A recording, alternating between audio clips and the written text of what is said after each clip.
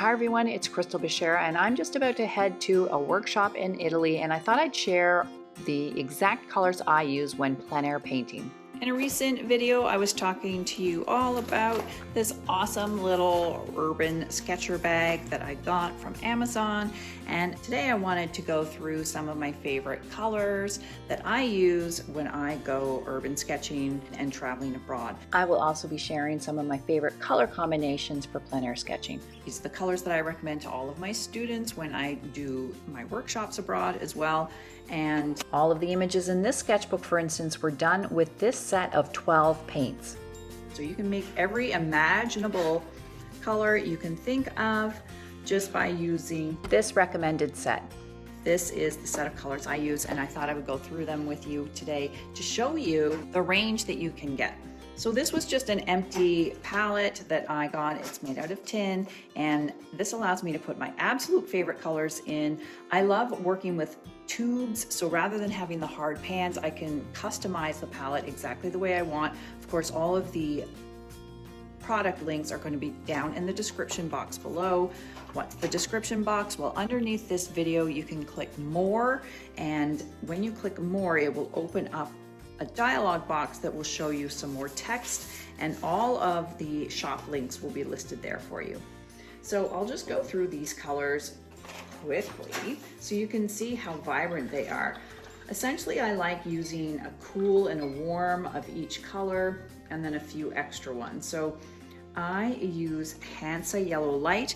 My palette is based on transparent and semi-transparent colors. It's just the way that I like to work. You can add opaque colors if you want to. So that is the Hansa Yellow Light. And then my warm yellow is a Gamboge. Just has a beautiful richness to it.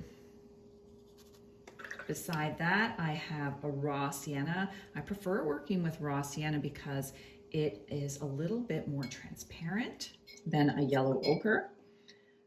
Beside this, I've got my burnt sienna, just a classic.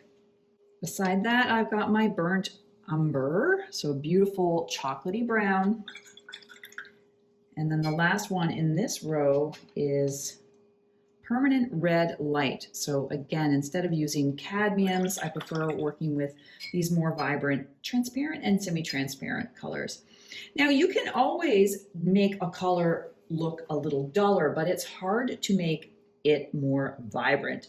So I have in my palette a quinacridone rose. So it's quite vibrant. It's awesome for geraniums, which of course there's always beautiful flowers in Europe, and geraniums are quite popular. So I wanted to have a nice bright pink. Again, I can always make it duller, but I couldn't make a dull color like an alizarin crimson brighter. So I'd rather have these really vibrant colors at the ready in my palette.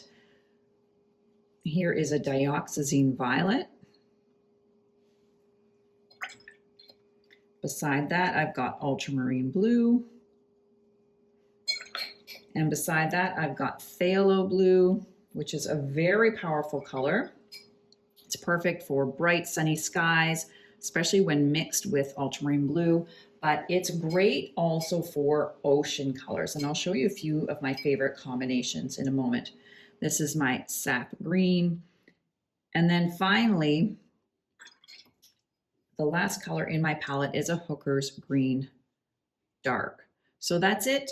12 colors in this little paint tray, and they give me everything I need. Let me show you just a handful of ideas that you can use for your own plein air painting.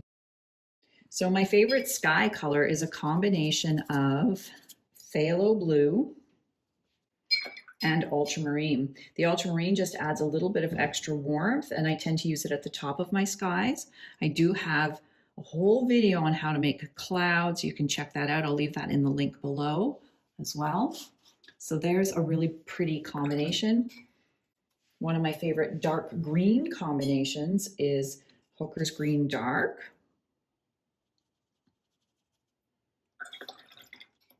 with Dioxazine Violet. Together, they make a very dark, cool green. So you can see that there.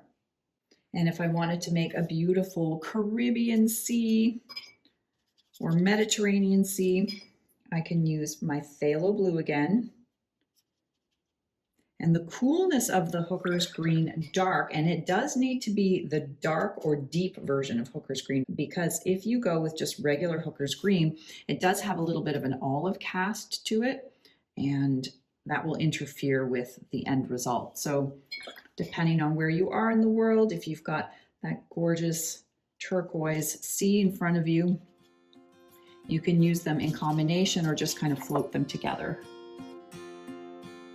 If you're doing brickwork, you might start with a base of burnt sienna.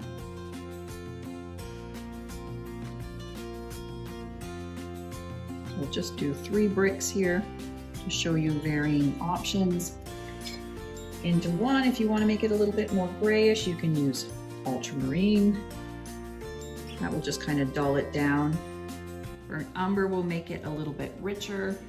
And then another option, if you want a little bit more of a reddish sort of terracotta color, permanent red light works beautifully.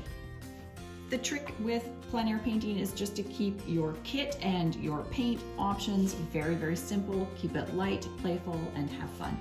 Please hit that like, feel free to share, and definitely subscribe for more videos just like this.